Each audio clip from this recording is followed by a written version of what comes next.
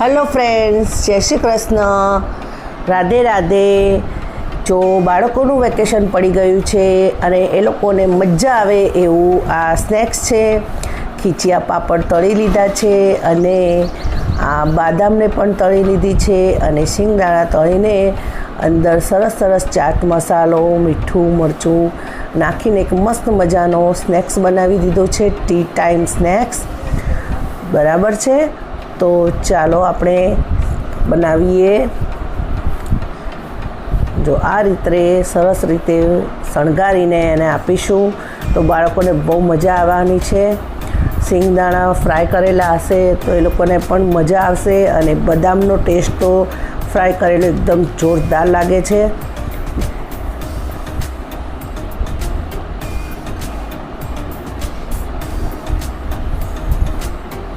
અત્યારે બાળકોને વેકેશન પડી ગયું છે.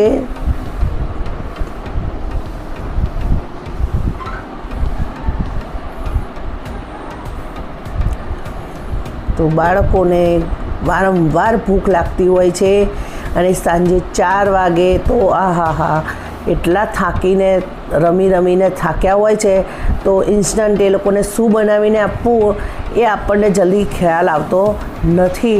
તો ફટાફટ મેં ખીચિયા પાપડ તળી લીધા છે અને જુઓ આ ખીચિયા પાપડ પટેલના ખીચિયા પાપડ છે. બહુ સરસ છે, એકદમ ટેસ્ટી આવે છે, ઘર જેવો જ સ્વાદ આવે છે આની અંદર અને ખરેખર તમે લાવીને ખાજો. પટેલના ખીચિયા પાપડ એકદમ સરસ ટેસ્ટી ઓરિજિનલ ટેસ્ટ આવે છે આની અંદર.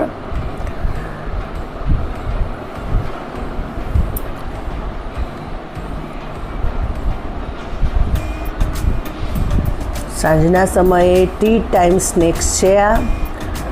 જો સવારે પણ તમે આપી શકો છો અને એમને પણ બાળકો અત્યારે વેકેશનમાં ટીવી જોતા હોય, કાર્ટૂન જોતા હોય ત્યારે પણ તમે આ બનાવીને આપો તો મજા આવી જશે.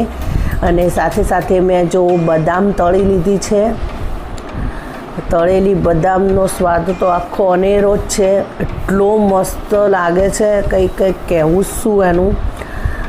જો બદામ તળ્યા પછી તો એટલી ક્રન્ચી અને ટેસ્ટી લાગે છે કે બાળકોને તો ખૂબ જ મજા આવવાની છે. પણ સાથે સાથે જો તમે પણ ખાઈ લેશો મોટા તો તમને પણ મજા આવી જવાની છે.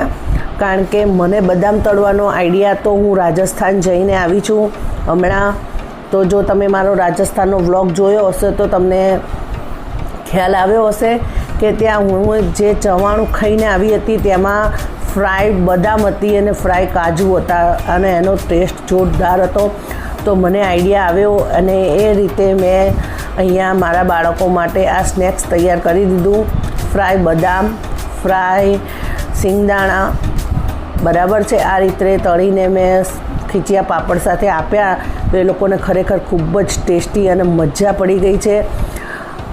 તો તમારા બાળકોને પણ આ રીતે તમે બનાવીને આપો અને મજા આવશે ચોક્કસથી. વેકેશનમાં એ લોકોને અલગ અલગ પ્રકારનો સ્નેક્સ તૈયાર કરીશું. અગાઉ મેં વેકેશનને લગતા મમરા પણ તૈયાર કરીને આપ્યા છે તમને અને અહીંયા સિંગ તળીને આપ્યા છે બરાબર છે.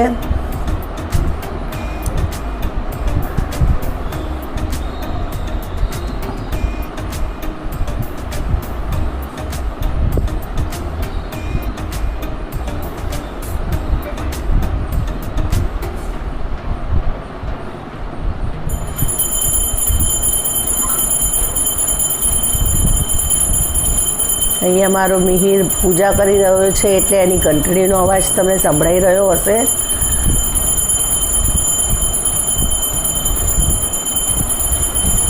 જો આપણું સ્નેક્સ તૈયાર થઈ ગયું છે તો હવે આ ચાટ મસાલો છે.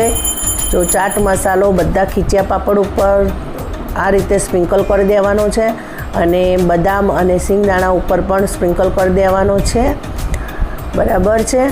પછી આપણે નાખીશું એની અંદર મરચું, જે થોડુંક જ નાખવાનું છે ફક્ત સ્વાદ માટે.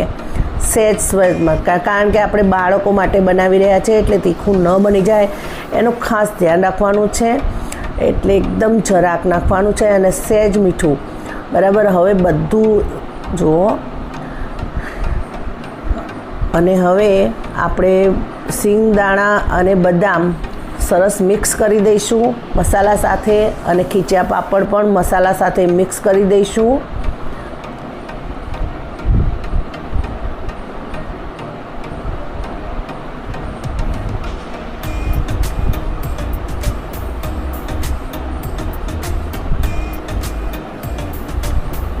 જો હવે બંને મિક્સ થઈ ગયા છે, તો હવે બંનેને એકબીજા સાથે મિક્સ કરી દઈશું. હવે સિંગદાણા અને બદામ આપણે ખીચા પાપડ ઉપર નાખી દઈશું આ રીતે.